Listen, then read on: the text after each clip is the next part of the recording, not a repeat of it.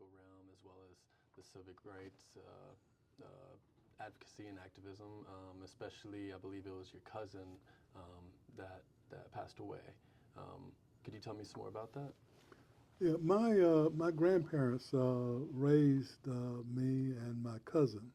My cousin and I were the products of single female-headed households.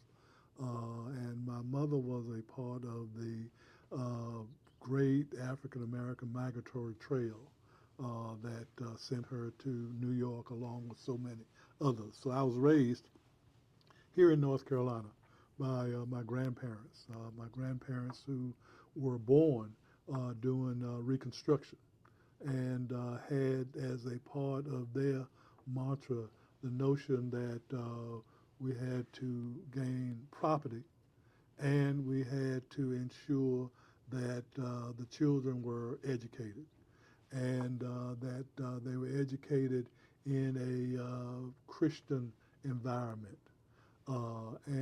So they raised us with what I call a heavy hand, loving heavy hand that was designed to uh, push us to become the best that we could be.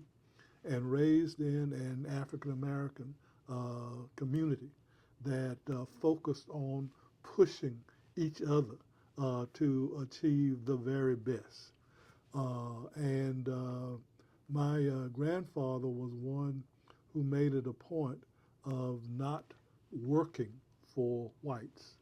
He was a part of the Booker T. Washington brigade of cast down your bucket where you are. And that was his notion, that we make what we become with what we have. And so he was always a private entrepreneur as he raised 8 children on his own, and then in addition to that, the two of us, me and my cousin, as his grandchildren. So we were constantly infused with this notion that we had to be prepared for what it was that we were going to face. And as a part of that, we encountered, and I guess this is my first real discovery of racism in North Carolina, followed the shooting death of my cousin, who was a high school senior at the time. I was 7 years old. He was gunned down by a police officer, and his in the schoolyard, white schoolyard, and his body was dragged across the street from the school, placed under the window of a white woman, and the narrative that they created was that he was shot because he was trying to break into this woman's home. And we knew that that was not the case because we had people, one who, garbage man at the time, who was sent out that night to shovel over the dirt, over the blood that was in the school driveway. But it left tracks in the grass as they drug his body across the highway to the school. So we knew that the narrative was not correct.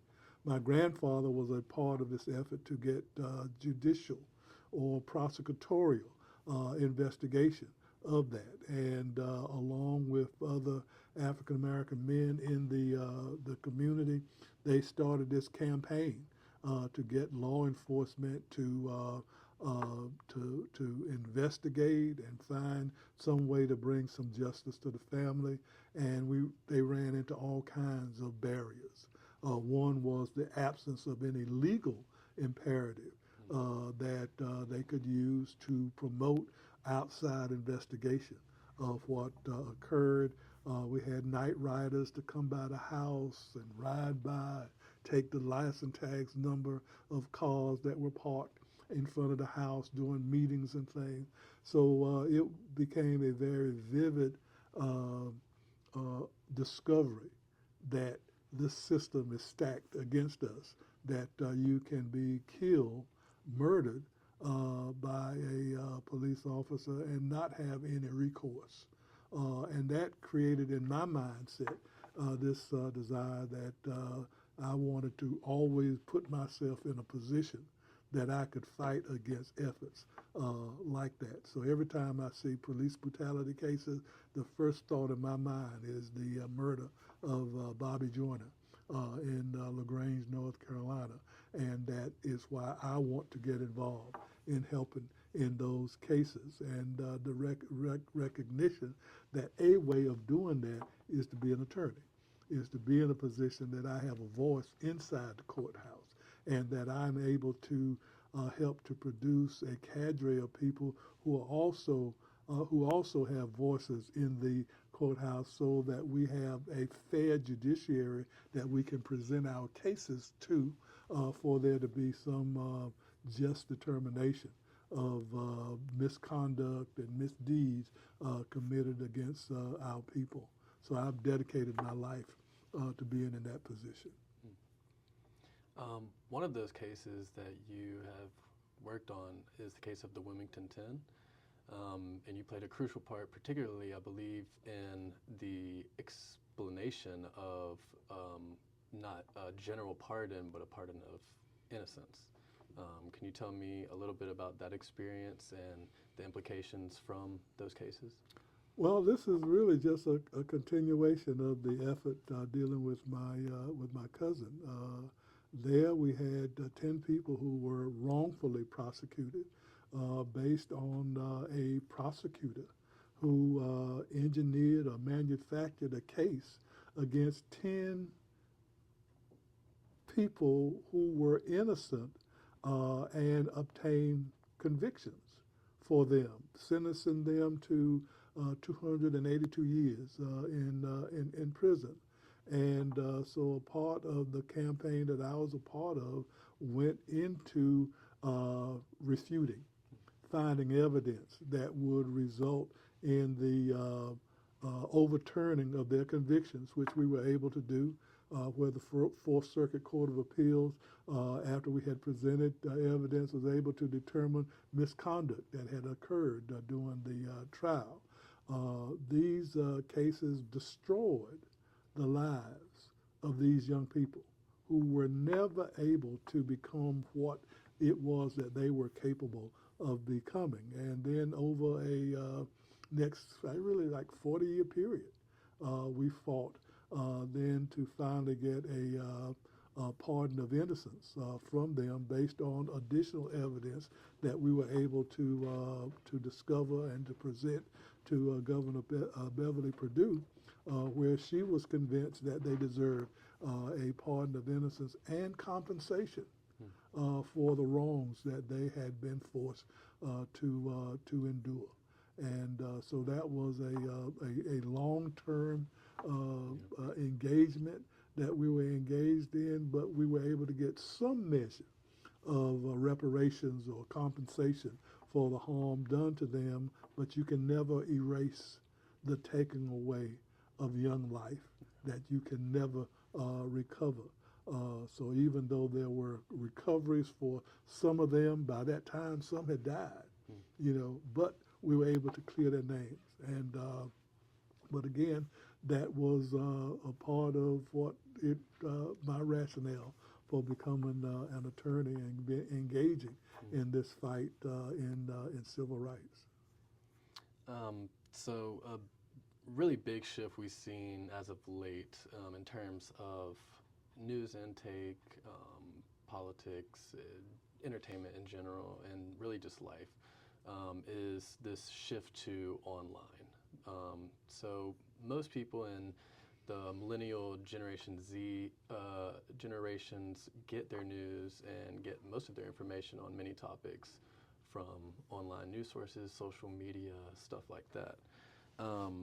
You currently co-host the Legal Eagle Review. So what motivated you to be a part of that program?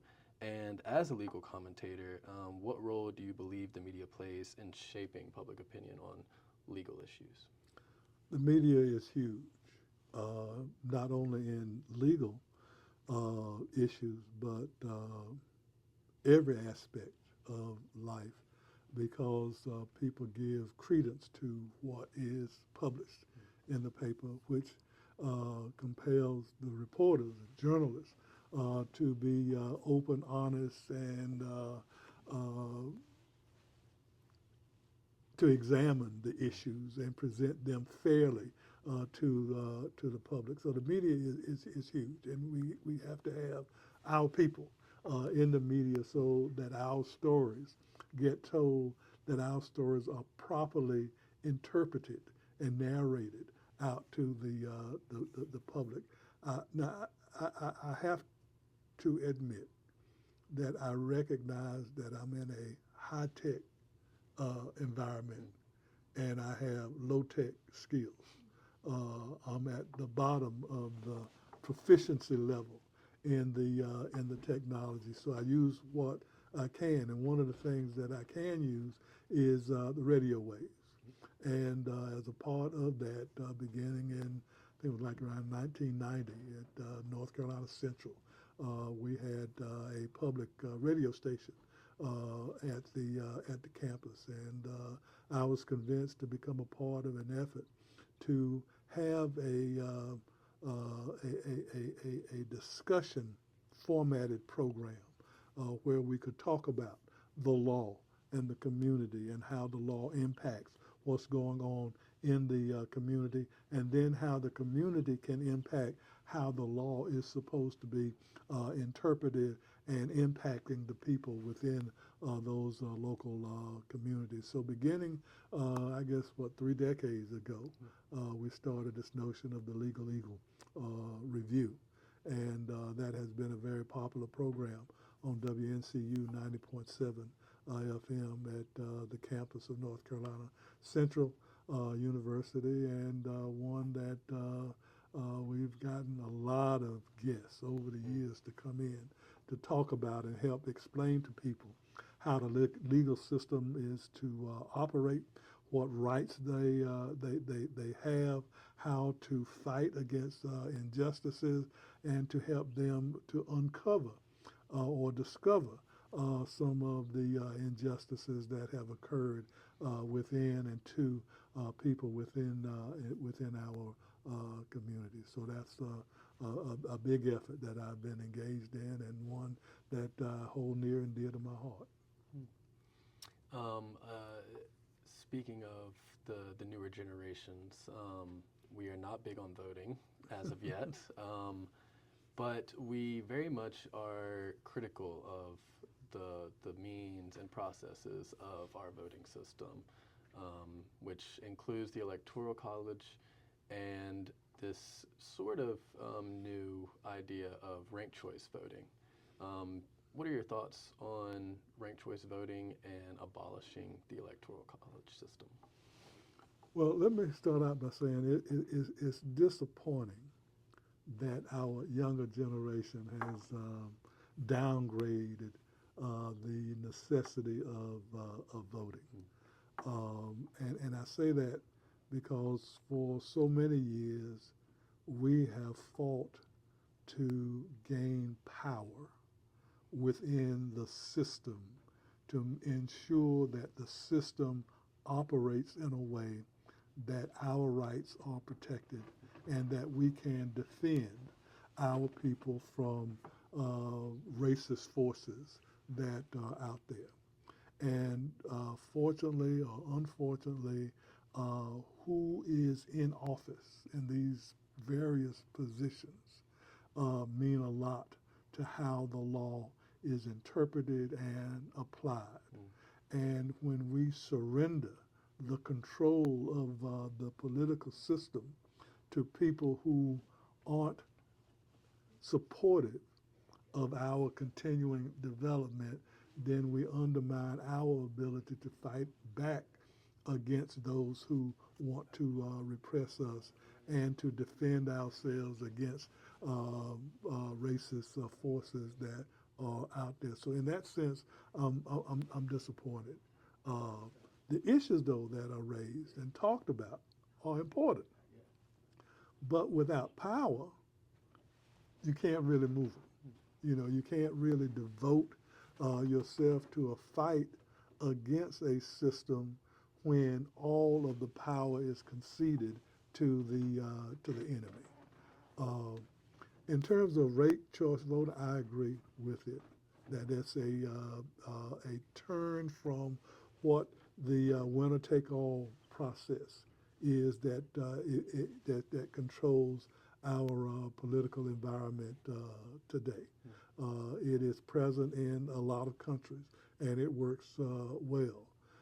In North Carolina and in the United States, this notion of winner-take-all is archaic.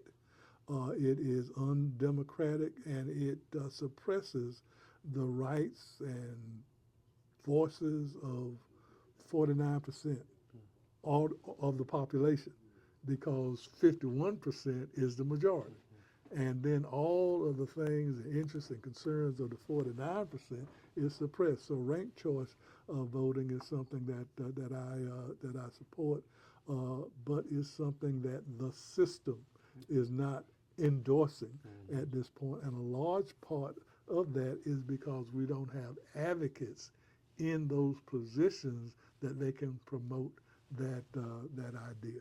And until we have people in those positions that can make those decisions, and those decisions have legal significance, then they become just a thought, an opinion. And an opinion without power is not worthless, but of low value in confronting what we are dealing with here. I just have one more question for you, Okay. and it's going to take us a little bit back to Constitutional Law 101. 101. But it's been something I have heard, and I'm sure many other people have heard, kind of both sides of the mouth speaking. Do we have a right to vote, or is it that the government cannot impede our right to vote? And if there is a difference in those, what is the difference in the significance of that difference? The right to vote is conferred by state constitutions.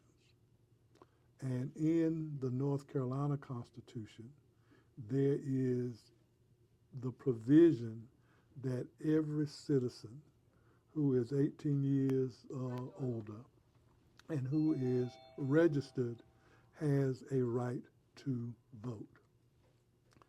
That right can be taken away by a majority of citizens by a constitutional amendment which abolishes that right. So it is fluid in the sense that in a particular state you can have political interests that will take away that right to vote because you're in a majority Democratic or majority Republican type system. And they can then invest that right to control everything into whomever or whatever system they want to devise. So that's fluid. There is not a federal right to vote, which is something that would have greater protections than state by state.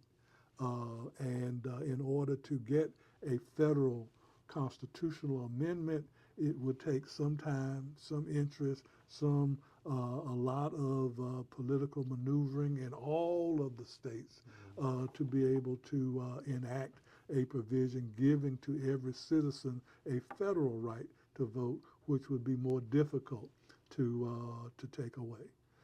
But where that right to vote exists, then it has to be applied on an equal basis and can't be denied based on the color or just the color of the person. That's the 15th Amendment to the Constitution. And that has some status in that it created the notion of the 1965 Voting Rights Act, which is by statute, which is under attack. and has been diminished over the years. But I think that probably what a reasonable effort to create a federal right to vote would be in place. A right to vote without the inclination to vote is meaningless, unfortunately. You know, if you don't go out and fire your enemies who are in these positions of power, gives to them carte blanche to do anything that they want to do, because then they control the judges, they control law enforcement, they control housing laws, they control economic realities, everything that's out there. If you give up the right that you have to be in those spaces and make those decisions. If I answered your question. You did. I think you gave the best answer I've heard yet. So, so thank you so much for your time. Okay. I appreciate it. All right. Well, thank you. Thank you.